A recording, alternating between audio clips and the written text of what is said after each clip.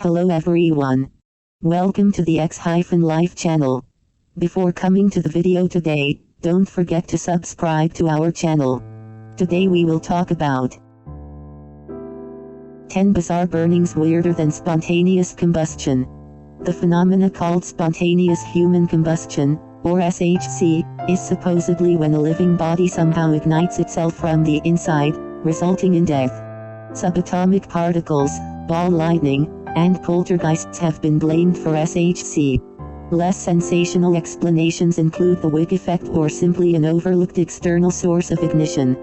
Whatever the cause, of spontaneous human combustion, the cases lined up here prove it to be a hodgepodge of any weird thing that involved fire. How weird? Let's look at some of the strangest reports ever recorded. 10. In and out. Fire, apparently, can make its way out of a human body in a variety of ways, but vomiting and excreting fire have got to be the worst. A number of reports from the 1600 seconds detailed people burping up flames after drinking brandy, known in Latin as burning wine. A Polish knight in the time of Queen Sforza drank 2 glasses of brandy, which doesn't seem like much. But then, flames erupted from his mouth violently enough that he died from the results. In the mid-1600 seconds, it was reported that 3 English noblemen were drinking strong liquors when flames erupted from the mouths of 2 of them, suffocating the poor men. Still, as scary as vomiting flames may sound, there may be a far worse way to expel fire from your body. It's said that Johannes Eusebius Nurembergensis, an author in the early 1600 seconds, not only reported several incidents of people barfing flames after drinking wine and brandy, but that he also recorded one unfortunate incident in which fire came out from the privy parts of a woman. Let that sink in. 9. Backache. Sometime before 1642, when an account of this was published, a guy named Alexandrini Medici Mejdic had one of the oddest medical problems ever reported. The book it was reported in was called Ignis Lambens by Ezequiel de Castro, and he was mostly writing about incidents describing people with glowing skin, which appears to have been a going thing at the time, when he stopped to make note of one incident in particular that was just weird. Apparently, under unknown circumstances, Mejdic had a flame project itself from the base of his spine. This was witnessed by 2 other men who, presumably, were in the right place at the right time. We are not told more about the incident, whether Mejdic was permanently hurt or killed by the experience, what the 2 men thought of the matter, where they were, or what they were doing nothing.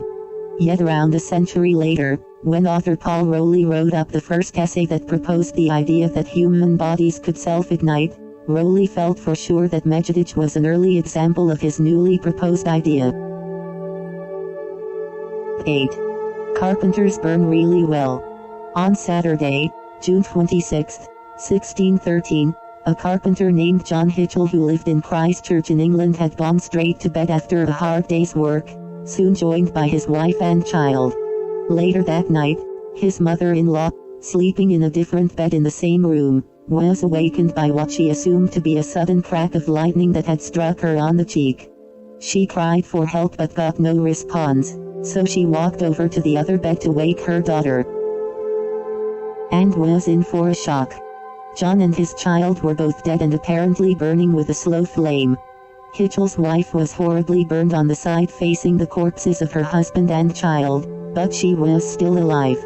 Having been stirred from her very deep sleep by her mother, Hitchell's wife, along with her mother, then dragged the still burning John out of the house to the street, where he was abandoned by them when the heat coming from his body became too intense.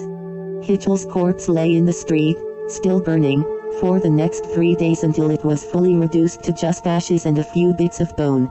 Anyone care to guess how all of that happened? 7. The soldier retires.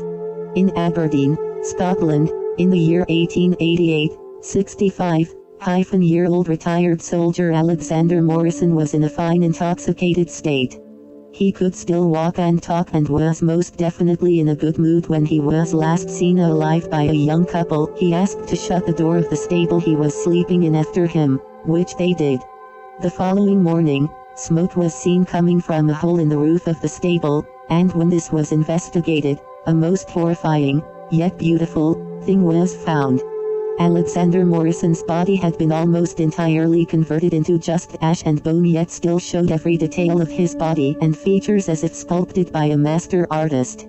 In whatever manner Morrison had caught fire, he had only managed to burn the floor under him and the ceiling directly above, which had created the hole through which the smoke was leaving.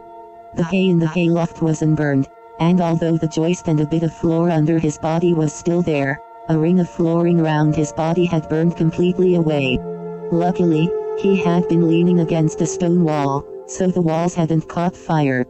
Morrison's face and mustache were still visible and recognizable by people who knew him in the cinder his head had become, and except for where wood from the ceiling had landed on him, details such as the wrinkles in his clothing were still visible in the ashy remains.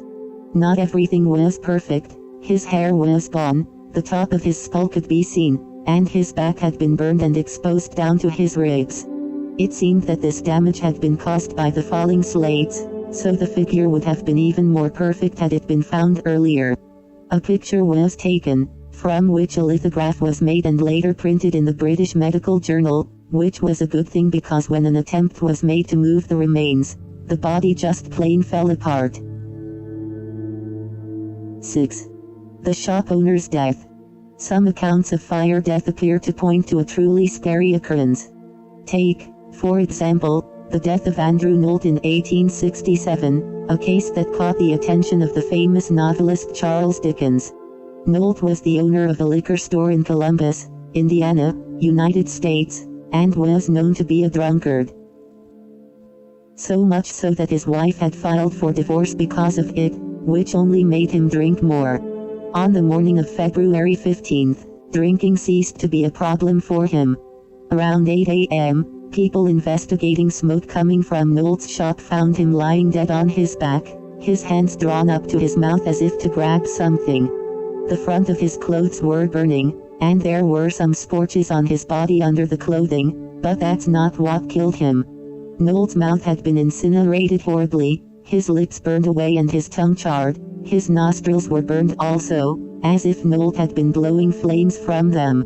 There was no other evidence of fire in the room, just Nolt's incinerated airway. 5. An evil spark. The year was 1776, and it had been a busy day in the town of Spoleto, Italy, for priest Don G. Maria Bertoli, and he was quite ready for bed when he arrived at his brother-in-law's house that evening. He retired to his given room, put a handkerchief between his shoulders and shirt, and settled into his prayers as everyone else in the house settled down to sleep. Then there was a loud noise from Bertoli's room, followed by cries of pain and alarm from the priest. The members of the household ran to the room to discover Bertoli lying on the floor, surrounded by a strange, flickering blue flame that receded away as it was approached, until it just disappeared. Bertoli's nightshirt and cap had been destroyed, leaving just the cuffs of the shirt. His hair was untouched by whatever had destroyed the cap. The family helped the priest to the bed and called a doctor as early as possible in the morning. What this doctor saw astounded him. The skin on Bertoli's right arm and side was hanging loose, mostly detached from the muscle underneath, and the priest's right hand was already showing obvious signs of decomposition less than a day from the strange occurrence. The doctor removed the loose skin and amputated Bertoli's hand, but by the next day, all the wounded areas were showing advanced signs of decomposition, and Bertoli was intensely feverish, vomiting, and delusional. By the fourth day, Bertoli had died, smelling of rot and with maggots pouring from his wounds. The doctor tried to find out what had happened to Bertoli, but all the priest could offer was that he felt as if he had been struck on the right arm at the same time that he saw a spark of fire attach itself to his shirt. All the doctor could guess was that, somehow, Bertoli had been struck by lightning while inside a house and praying, but how that leads to accelerated rotting is anyone's guess. 4. Raise your hands. It was a hot day in 1822, and 40-year-old Renaudet was walking to his home in the village of Loignan, France, accompanied by a girl who was not his wife when it happened. Just a few hundred feet from his house, he felt a sharp pain in the index finger on his right hand. He looked at it, and it was on fire. Automatically, he pinched the index finger between his thumb and middle finger to stifle the flame, but then those digits lit up. Not surprisingly, Renate started to panic around this time, and in his frenzied attempts to suffocate the flames, he managed only to burn 2 holes in his pants, set his pouch on fire, and, while trying to remove the pouch, set his left hand aflame. At this, Renate ran the remaining distance to his house and ordered his wife to get a bucket of water, into which he plunged both hands. When he pulled them out, they were still burning. Next, he submerged his hands in mud to try to stifle the infernal flames, but his hands continued to burn. By this time, Renate had attracted a certain amount of attention, and one devout young lady suggested he should try holy water. She brought him a bowl of it. And, sure enough, the holy water finally doused the persistent flames on his hands. This all only begs the question, why was he walking home with a girl who was not his wife, and exactly what was he doing with his hands before they caught fire? 3. A carefully handled combustion. On January 5, 1835, a professor at the University of Nashville apparently had a very close encounter with some form of spontaneous human combustion. James Hamilton, professor of mathematics, was on a lunch break and walked home from the university to busy himself with some atmospheric measurements. He built a fire and then spent half an hour observing a barometer and thermometer on the other side of the room. After this, he headed outside, where he spent 10 minutes in a chill wind observing a hygrometer. Then he felt a sudden pain in his left thigh. At first, the pain felt as sharp as hair being pulled, but upon touching the spot, it quickly became more intense until he found himself crying out over it. Then it got stranger. A light flame, about the circumference of a dime, became visible on his clothing above the pain. Did he panic? No. Hamilton cupped both his hands over the flame tightly, not touching it but cutting off its supply of air as best he could, soon suffocating the flame and relieving the greater part of the pain.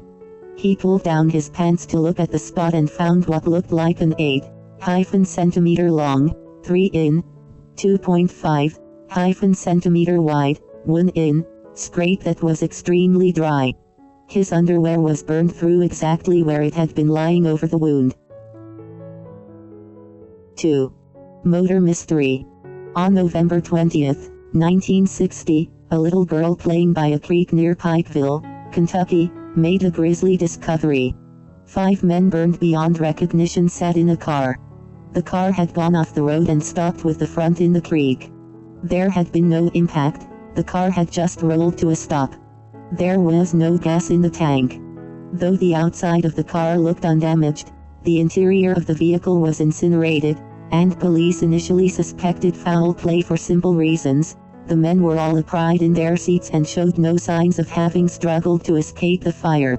In addition, metal detectors suggested possible pellets or bullets in the chest areas of the men, and there was blood on the ground near the car. But the autopsies showed that the metal had dripped from the ceiling of the vehicle as it started to melt and that the men had high levels of carbon monoxide in their bodies, meaning they were alive and breathing when the fire started. It was determined that it was the carbon monoxide that, ultimately, killed the men. For lack of a better theory, police decided that the fire had started at the front of the vehicle and moved back, but it was never stated how this odd fire started. Nor was it explained why 5 men in a burning vehicle would calmly drive a car off a road, nor where the blood on the ground came from, nor why the 5 men, alive and breathing, would calmly sit still as they burned to death. 1. Spontaneous animal combustion. It has been argued that if human bodies can just catch fire on their own, then animals should be lighting up, too. But there are only 2 known reports of possible spontaneous animal combustion, and they are just plain weird. The first was reported in 1745 by Paul Rowley, the first person to propose the idea of human bodies self-igniting. According to Rowley, sometime around 163 BC, when Tiberius Sempronius Gracchus II and M. Juventus Thana were both consuls in Rome. It was reported that a flame came out of the bull's mouth, without hurting the beast, by not finding any resistance to its way. It's an interesting report, but Rowley doesn't say where he found it, so it's hard to give it much credit. The second known report is far more recent. According to Jenny Randalls and Peter Huff, a soldier named Raymond Reed was with the 9th Battalion of the Royal Welsh Fusiliers during World War II and was stationed in Dorset, England. One night, Reed, another soldier, and an officer were patrolling along the coastline in the dark and were crossing an open field full of grazing sheep when a fire suddenly erupted about 91 meters, 300 feet, away from them. They investigated, being careful as they approached, and found a burning sheep lying on its side, with blue flames pouring from its stomach. The sheep was not decomposing and, in fact, was quite fresh looking. Somewhat confused, Reed and the other men extinguished the flames with dirt. Then Reed waited 50 years before telling anyone what he had seen. Can you blame him? Just now is 10 bizarre burnings weirder than spontaneous combustion. If you have more information about this topic, please let us know by commenting below. Don't forget to like video and subscribe channel to support us. Pushing the notification bell to not miss the next video. See you in our next video.